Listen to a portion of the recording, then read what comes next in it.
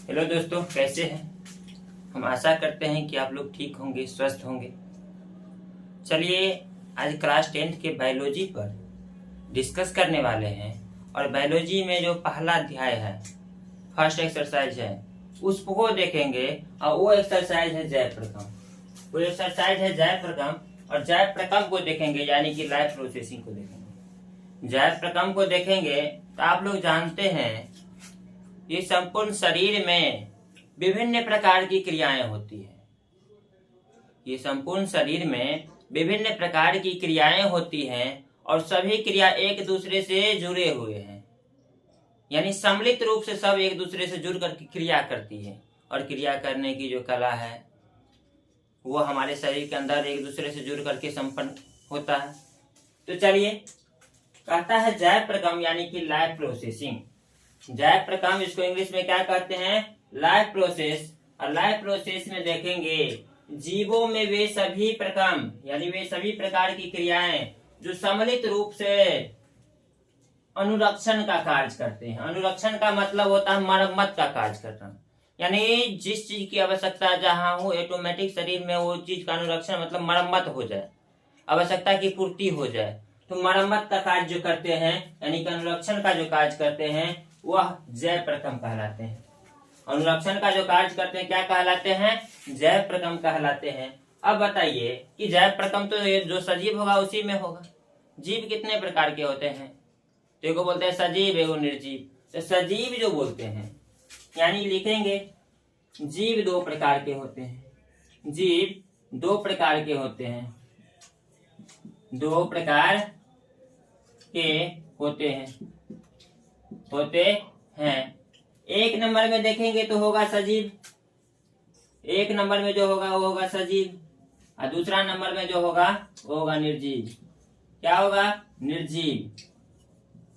एक नंबर में सजीव और दूसरा नंबर में निर्जीव। जो सजीव है, सजीव किसको कहते हैं, निर्जीव किसको कहते हैं, यह आप बात तो आप बहुत दिन से पढ़ रहे होंगे और फिर एक बार जानने का प्रयास करते हैं। सजीव किसको कहते हैं, तो वे सभी जीव इसके अंतर्गत आते हैं। वे सभी जीव इसके अंतर्गत आते हैं जिसमें जान होता है, यानी कि जो ग्रोथ करता है, श्वसन करता है, वे सभी जीव इसमें आते होंगे। तो इसमें नॉर्मली पॉइंट में लिख सकते हैं, क्या लिखेंगे, वे सभी जीव, वे सभी जीव, वे सभी जीव जिसमें जान होती है, जिसमें जान होती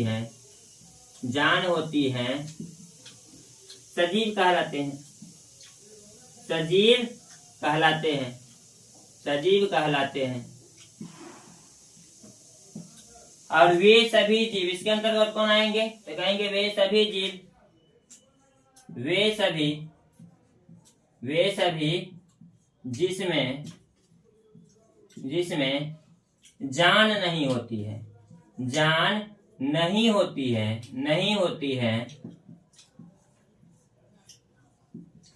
निर्जीव कहलाते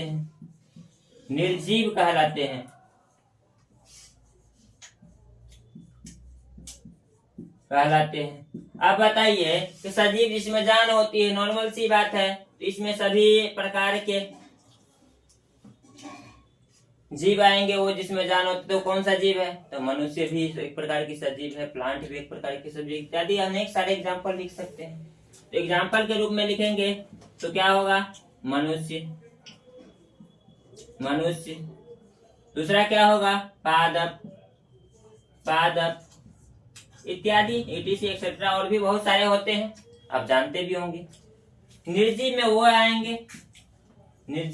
आएंगे कौन सा, कागज। क्या कागज में जान होता है, कागज, टेबल, ये सब किस में आएंगे, निर्जीव में आएंगे। यानी जिसमें जान नहीं होता वो निर्जीव कहलाते हैं और जिसमें जान होता है वह सजीव कहलाते हैं। यानी जीव दो प्रकार के होते हैं। हमको लाइफ प्रोसेस को समझने के लिए ये दोनों बात बोलना एक बार जरूरी था, बताना जरूरी था। तो चलिए इसके आगे का टॉपिक देखते हैं। इसके आगे का टॉपिक देखते हैं, इसको मिटा दे क्या। जो अनुरक्षण का कार्य करते, तो अनुरक्षण का कार्य जो होगा वो सजीवों में होगा ना कि निर्जीव में होगा। सजीवों में होता है अनुरक्षण का कार्य, न कि निर्जीव में होता है। सजीव में अनुरक्षण का कार्य संपूर्ण शरीर में स्वतः संपादित होते हैं, और निर्जीव तो ऑटोमेटिक उसको हम लोग मरम्मत करते हैं। निर्जीव को तो हम लोग मरम्मत करते हैं। तो चलिए देखेंगे आगे। तो सजीवों में जो होगा वो क्या होगा, अनुरक्षण का कार्य कैसे होगा। सजीवों में जो अनुरक्षण का कार्य जो है वो कैसे होगा उसको देखेंगे। इस बात को नोट कर लिए होंगे आप। सजीवों में जो अनुरक्षण का कार्य होगा, अनुरक्षण का कार्य कौन करेगा, तो जो भी पोषक तत्व होगी। पोषक तत्व मतलब पोषण। तो सबसे पहले जानेंगे कि पोषण किसे कहते हैं। सबसे पहले जानेंगे कि पोषण किसे कहते हैं, यानी पोषण का डिफाइन देखेंगे। तो किसी भी काम को करने के लिए अगर हमको ताकत की आवश्यकता होती है, और वो जिस तत्व से प्राप्त होता है, किसी भी कार्य को करने के लिए हमको ताकत की आवश्यकता होती है, और ताकत जहां से प्राप्त होता है, यानी जहां से एनर्जी प्राप्त होता है, तो कहां से एनर्जी प्राप्त होगा, भोजन से। तो भोजन मेरे लिए क्या है, पौष्टिक आहार। यानी लिख सकते हैं, क्या लिख सकते हैं, किसी भी काम को करने के लिए क्या लिखेंगे, किसी भी कार्य को करने के लिए, कार्य को करने के लिए किसी भी कार्य को करने के लिए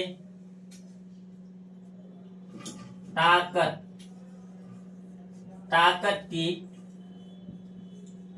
आवश्यकता होती है, आवश्यकता होती है, आवश्यकता होती है, आवश्यकता होती है। और शरीर में, इसके बाद अगर लिखेंगे तो दूसरा पॉइंट में क्या होगा, शरीर में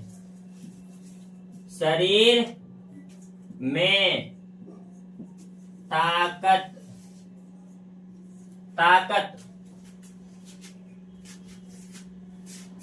भोजन से प्राप्त होता है, भोजन से प्राप्त होता है। शरीर में ताकत कहाँ से प्राप्त होगा, भोजन से न प्राप्त होगा। जब तक भोजन नहीं करेंगे क्या ताकत मिल पाएगा। तो भोजन में कौन सा, भोजन से जो प्राप्त होती है ताकत, तो भोजन में कौन सा, जितने भी प्रकार के हम लोग फूड को ग्रहण करते हैं उससे हमको एनर्जी ही मिलता है, और एनर्जी के द्वारा ही सारे अनुरक्षण का कार्य होगा, यानी मरम्मत का कार्य होगा हमारे शरीर के अंदर या किसी भी जीव के शरीर के अंदर। तो ये अनुरक्षण का जो कार्य करेगा वो होता है सजीव में, और सजीव में वो अनुरक्षण का कार्य होता है भोजन के द्वारा प्राप्त होता है। भोजन के द्वारा प्राप्त किए गए पौष्टिक तत्व से होता है। तो पोषक तत्व किसको कहेंगे, तो पोषक तत्व किसको कहेंगे, तो इस पोषक भोजन से प्राप्त होते। यहाँ लिख सकते हैं एक और पॉइंट कि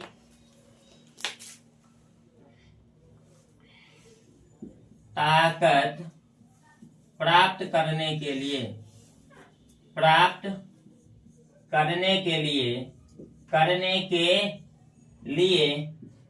ताकत प्राप्त करने के लिए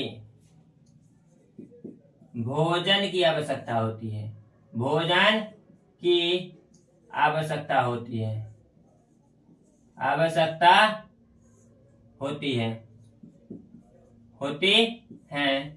और ये भोजन की आवश्यकता होती है, भोजन में कौन सा, तो कह सकते हैं चावल, दाल, मांस, दूध, चावल, दाल, मांस,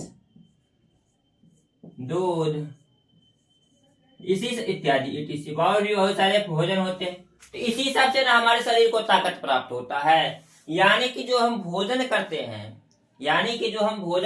हैं उससे हमारे शरीर को ताकत प्राप्त होता है। जो भी भोजन करते हैं उससे हमारे शरीर को ताकत प्राप्त होता है, और वो ताकत की आवश्यकता कहाँ पड़ता है, अनुरक्षण कार्यों के लिए पड़ता है। उस ताकत की आवश्यकता कहाँ पड़ता है? अनुरक्षण कार्यों के लिए पड़ता है। तो समझ में आएगा, शरीर में जितने भी प्रकार की मरम्मत का कार्य होगी, अनुरक्षण का कार्य होगी, वो हमको भोजन से, यानी कि भोजन ग्रहण करने से संपन्न होगी। नहीं तो शरीर कमजोर पड़ जाएगी, अनुरक्षण का कार्य होगा नहीं, और मेरा शरीर का कोनो तंत्र ऐसा अगर गड़बड़ाया तो पूरे शरीर गड़बड़ा जाता है। तो देखते हैं कि बुजुर्ग लोगों में सही से भोजन नहीं करने पर आप देखते हैं कि उस अवस्था में अनुरक्षण का कार्य सही से नहीं हो पाता है, इसलिए 100 प्रकार की बीमारियां होने लगती हैं। तो ये अनुरक्षण का कार्य हमको भोजन से प्राप्त होती है, ये तो जान गए ना, ये तो जान गए होंगे। इसको मिटाते हैं और देखिए, और एक बात ध्यान देंगे, और क्या ध्यान देंगे, और ध्यान देना पड़ेगा कि पोषण के प्रकार, यानी जब पौष्टिक आहार लेंगे तो यहाँ पर पोषण भी कई प्रकार के होते हैं, पोषण भी कई प्रकार के होते हैं। तो लिख सकते हैं पोषण के प्रकार। क्या लिखेंगे? पोषण के प्रकार। पोषण के प्रकार को देखेंगे तो पोषण 2 प्रकार के होते हैं। पोषण 2 प्रकार से करते हैं, यानी जीव जो है अपना भोजन 2 प्रकार से करते हैं। कुछ जीव अलग प्रकार से करते हैं, कुछ जीव अलग प्रकार से करते हैं। तो इस प्रकार का 2 प्रकार होता है, यानी कि हम 2 प्रकार से करते हैं, ऐसा नहीं है। तो लिख सकते हैं पोषण 2 प्रकार से, 2 प्रकार, यानी पोषण के 2 प्रकार होते हैं। पोषण के 2 प्रकार होते हैं, 2 प्रकार होते हैं, 2 प्रकार होते हैं। फर्स्ट में होगा, फर्स्ट में क्या होगा? स्वपोषी पोषण। फर्स्ट में जो होगा वो क्या होगा? स्वपोषी, स्वपोषी पोषण। फर्स्ट में जो होगा वो होगा स्वपोषी पोषण, जिसको हम लोग स्वपोषण भी बोलते हैं, स्वपोषण भी बोलते हैं, स्वपोषण भी बोलते हैं। इसको इंग्लिश में बोलते हैं, इसको इंग्लिश में बोलते हैं ऑटोट्रॉफ, ऑटोट्रॉफिक। क्या बोलते हैं? Autotrophic, AUTOTROPHIC,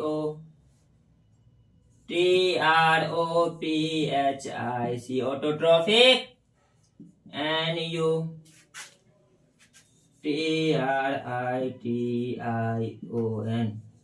autotrophic nutrition. दूसरा जो होता है वो होता है विषमपोषी पोषण। दूसरा क्या होता है? विषमपोषी पोषण होता है, और विषमपोषी पोषण को परपोषण के नाम से भी जानते हैं। विषमपोषी, विषमपोषी पोषण। दूसरा क्या होता है? विषमपोषी पोषण, जिसको हम लोग परपोषण भी बोलते हैं। इसको इंग्लिश में क्या बोलते हैं? तो इसको इंग्लिश में बोलते हैं हेट्रोट्रॉफी।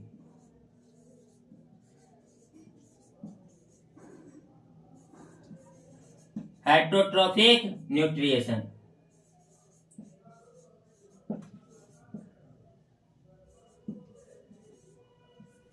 तो ये देख ले होंगे, पोषण 2 प्रकार के होते हैं। एक होता है स्वपोषी पोषण, एक होता है विषमपोषी पोषण। स्वपोषी पोषण को स्वपोषण के नाम से भी जानते हैं, विषमपोषी पोषण को परपोषण के नाम से भी जानते हैं। तो आप देखे होंगे स्वपोषी पोषण कौन सा जीव करता है और विषमपोषी पोषण कौन सा जीव करता है। स्वपोषी पोषण कौन सा जीव करता है और विषमपोषी पोषण कौन सा जीव करता है, उसको देखेंगे। इसको मिटाते हैं।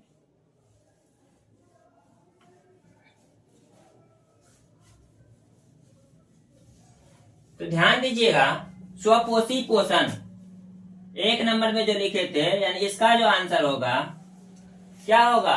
स्वपोषी पोषण, जो अपना भोजन स्वयं तैयार करता है। कहते हैं पोषण के लिए क्या लिख सकते हैं इसमें? पोषण, पोषण के लिए, पोषण के लिए जो जीव, पोषण के लिए जो जीव दूसरे जीव पर, दूसरे जीव पर निर्भर नहीं रहते हैं, निर्भर नहीं रहते हैं, नहीं रहते हैं। यानी यानी जो जीव अपना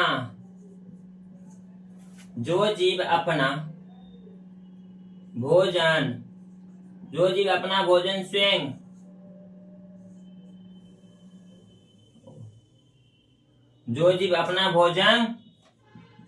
स्वयं तैयार करते हैं,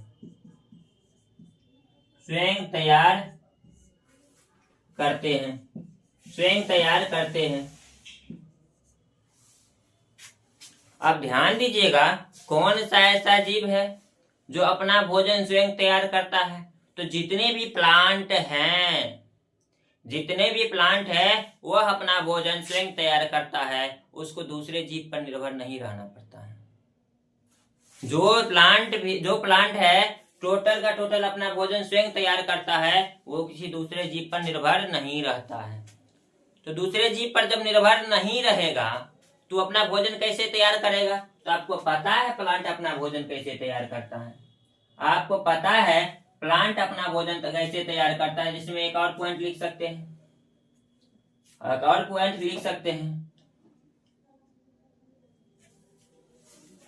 इसके एग्जाम्पल में कौन सा होंगे? एग्जाम्पल में होंगे पादप, तो यहां लिखेंगे क्या?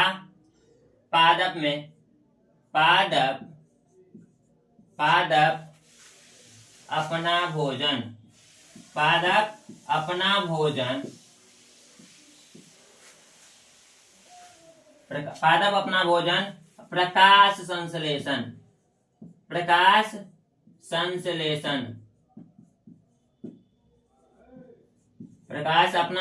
अतिपादप अपना भोजन प्रकाश संश्लेषण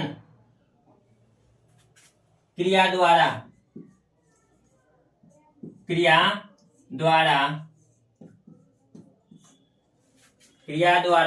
स्वयं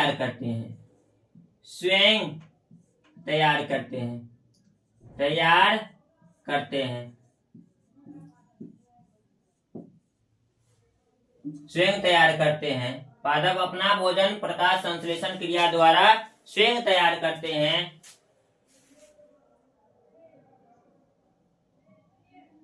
अब यहां पता है जो जीव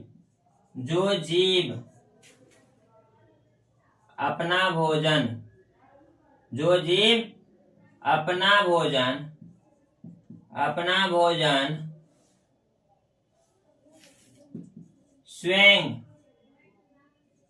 स्वयं तैयार करते हैं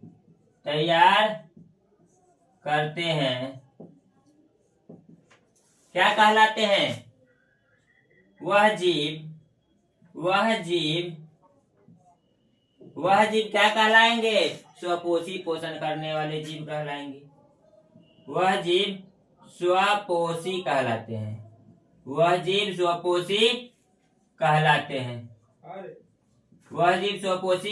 हैं। अब ध्यान दीजिएगा, पादप अपना भोजन स्वयं तैयार करते हैं। किस क्रिया द्वारा? तो प्रकाश संश्लेषण क्रिया द्वारा। इसीलिए वो क्या कहलाते हैं? स्वपोषी जीव कहलाते हैं। पादप हमारे ऊपर निर्भर नहीं है, इसीलिए वो स्वयं अपना काम संपन्न कर लेता है। जितना भी भोजन तैयार करने की बात होता है तो वो इसीलिए स्वपोषी जीव कहलाते हैं। विषमपोषी में कौन आएंगे? स्वपोषी तो हो गया ना, यानी स्वपोषण तो हो गया। अब विषम पोषण में देखेंगे कौन आएंगे। विषम पोषी जीव में किस जीव को काउंट करेंगे? तो चलिए दूसरा नंबर पर डिस्कस करते हैं। तो विषम पोषी पोषण में यानी दूसरा नंबर का जो होगा उसके आंसर में लिख सकते हैं वैसा जीव जो भोजन के लिए वैसा जीव जो भोजन के लिए दूसरे जीवों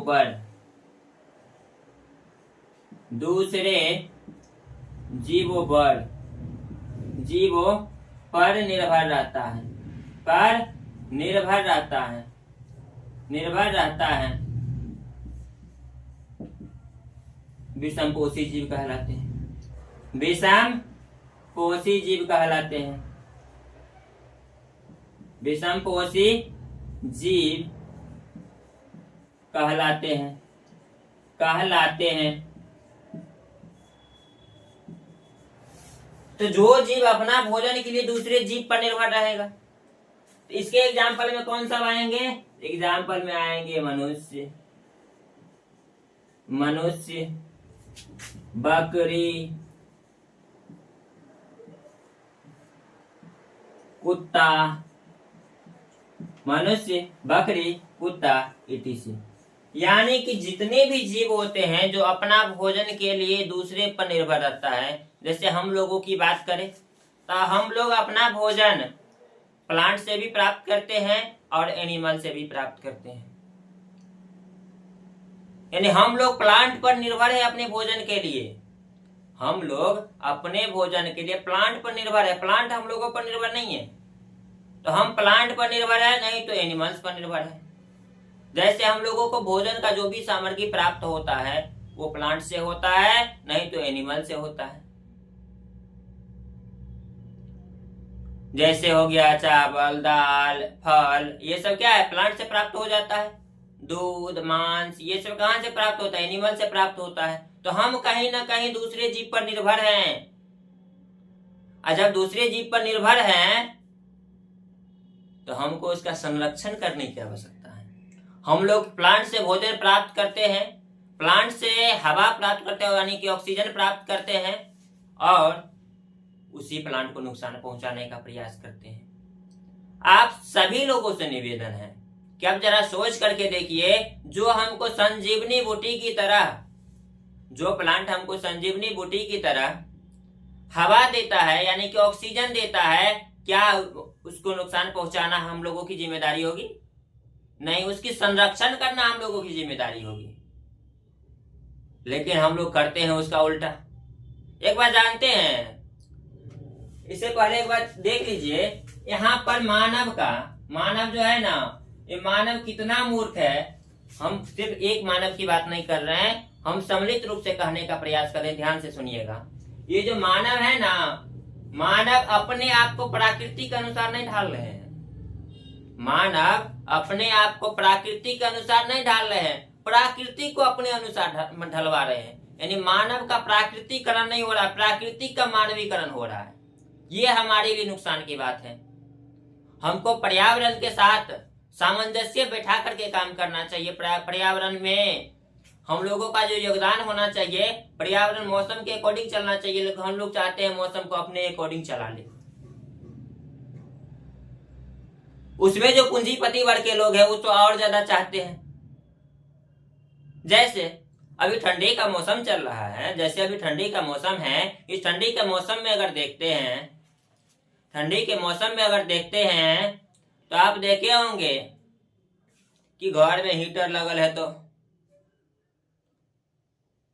अभी ठंडा लगता है तो घर में हीटर लगा लेते हैं, गर्मी बना लेते हैं अपने रूम को, यानी गर्मी जैसा मौसम बना लेती हैं। और जब गर्मी का मौसम आता है तो ठंडी जैसा मौसम बना लेते हैं।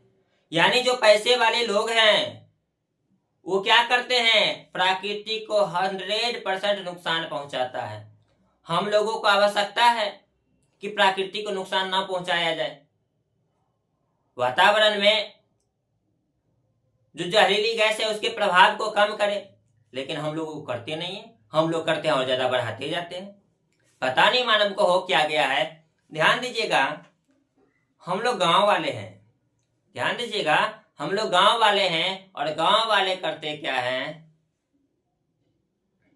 गांव वाले जो हैं वो जो है अपना जीवन जो है प्रकृति के अनुसार चलाता है। लेकिन शहर वाले जो मैक्सिमम लोग हैं अपना जीवन प्रकृति के अनुसार नहीं, प्रकृति को अपने जीवन के अनुसार चलाने का प्रयास करते हैं। ये कहीं ना कहीं हमारे लिए नुकसानदेह हो सकता है।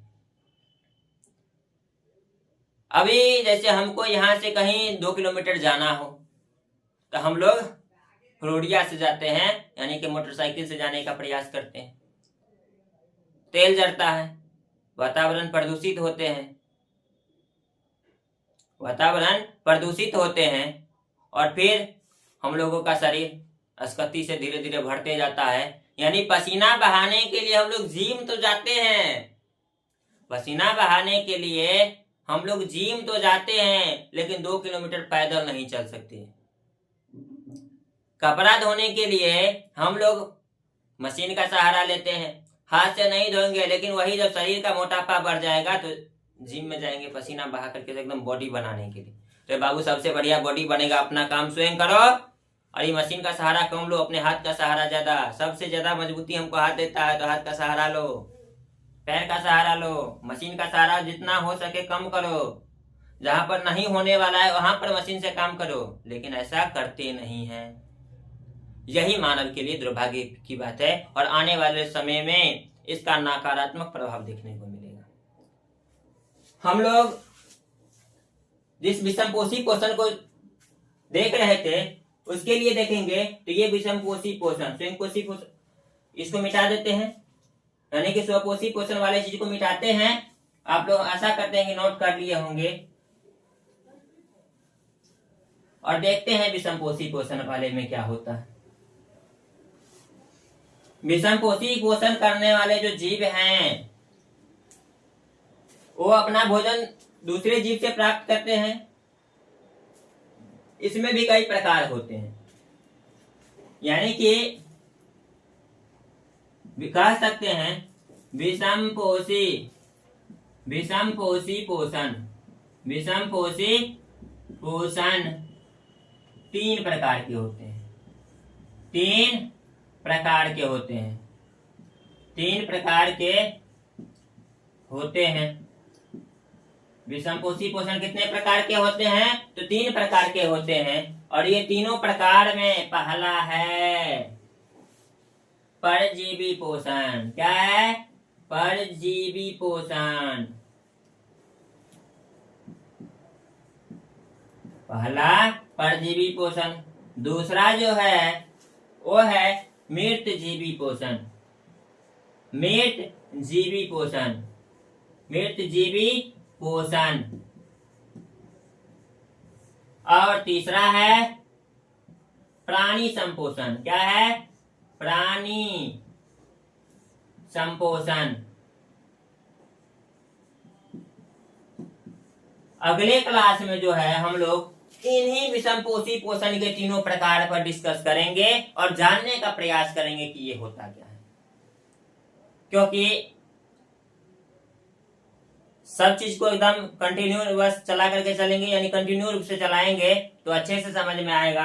आप लोगों को होमवर्क में के रूप में, आप लोगों को होमवर्क के रूप में जो आज पढ़ाए हैं, यानी जो CW के रूप में जो मिला है, उसको अच्छे से देख लीजिएगा। बहुत ही इंपॉर्टेंट टॉपिक है और जीवन के स्तर से भी और एग्जाम के पॉइंट ऑफ व्यू से भी। और जो इस बार क्लास 10 के एग्जाम दे रहे हैं उसके लिए तो और ज्यादा इंपॉर्टेंट कि पोषण पूछा जाता है।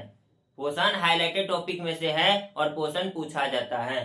तो पोषण को देख लेंगे। अगले क्लास में हम लोग विषमपोषी पोषण के जो 3 प्रकार हैं, जो है परजीवी पोषण, मृतजीवी पोषण और प्राणी संपोषण, इन तीनों को देखेंगे और जानने का प्रयास करेंगे कि ये पोषण करने वाले जीव कौन कौन से हैं। इस क्लास को यहीं पर समाप्त करते हैं। आप लोगों से आशा करते हैं, निवेदन करते हैं कि ज्यादा से ज्यादा इस चैनल को सब्सक्राइब करें, जो मेरा चैनल है नवज्योति कैंपस, और जितने से जितने हो सके अधिक से अधिक बच्चों के पास शेयर करें ताकि ये जानकारी सभी के पास पहुंच सके। आप लोगों को सप्ताह में 3 दिन लमसम इसका क्लास मिलेगा बायोलॉजी का। ये हम आपसे वादा करते हैं कि सप्ताह में कम से कम 3 क्लास मिलेगा। मानते हैं ये चैनल बहुत पहले बना, विलंब हो रहा था, लेकिन नया सेशन जो स्टार्ट हुआ, प्रत्येक क्लास का ये जो क्लास है आपको प्रत्येक 2 दिन पर, यानी कि 1 दिन छोड़ करके 1 दिन पर ये क्लास रेगुलर मिलते रहेगा। मिलते हैं फिर अगली वीडियो के साथ, यानी अगली क्लास के साथ। तब तक जय हिंद, जय भारत। ऐसे ही प्यार बनाइए रखिए।